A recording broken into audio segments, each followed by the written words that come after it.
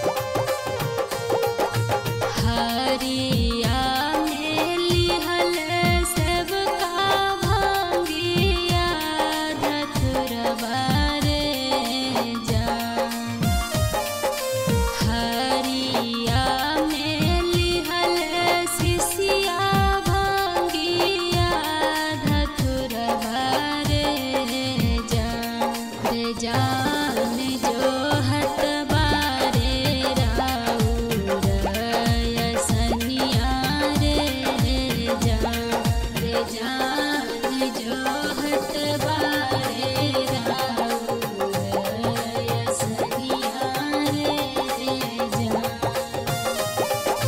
हरिया में लिहल सबका भांगिया के पतिया रे जान।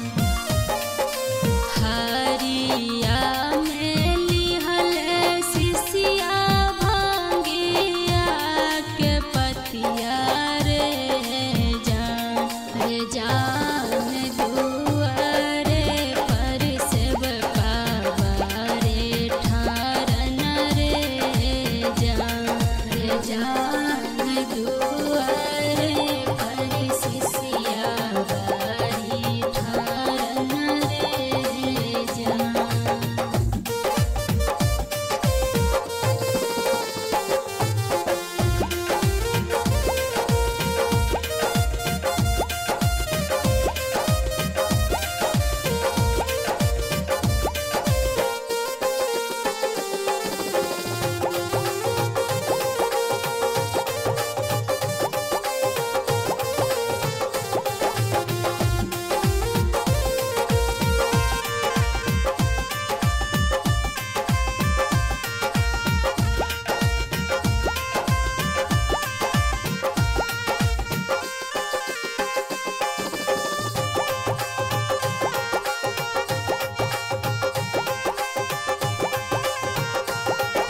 झोली